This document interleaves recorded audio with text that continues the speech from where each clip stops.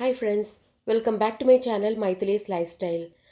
இன்னைக்கு வீடியோவில் வந்து எக் மசாலா எப்படி செய்கிறதுன்னு பார்க்கலாம் வாங்க.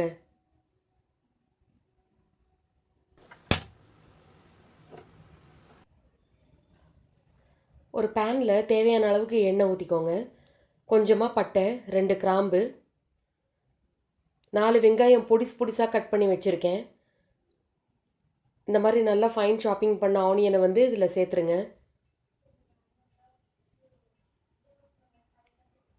இது இப்போ நல்லா வதக்கி எடுத்துக்கலாம்.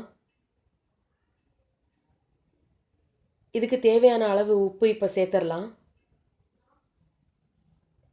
அப்போ தான் கொஞ்சம் சீக்கிரமாக வெங்காயம் வந்து வதங்கும்.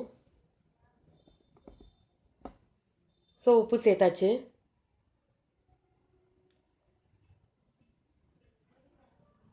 இதோட கொஞ்சமாக பச்சை மிளகாய், அதையும் லைட்டாக நல்லா வதக்கி விட்டுருங்க.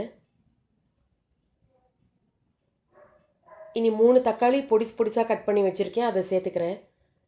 சின்ன தக்காளி தான் நான் போட்டிருக்கேன்.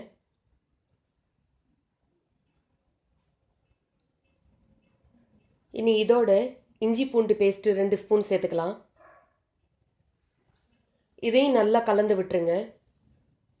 ஒரு 2 நிமிஷம் இதுவும் நல்லா வதங்கட்டும்.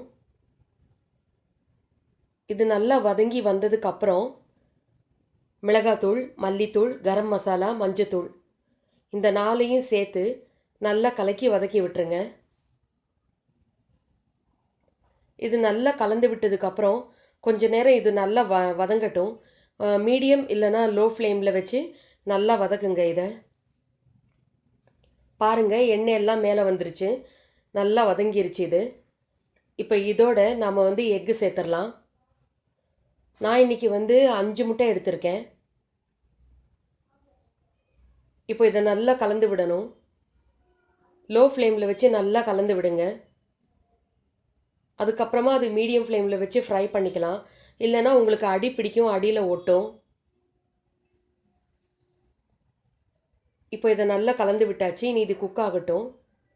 பாருங்கள், நம்மளோட எக் மசாலா ரெடி. கொத்தமல்லி தழையை மேலே தூவியிருக்கேன். இனி இதை ஒரு பிளேட்டில் சர்வ் பண்ணிடலாம்.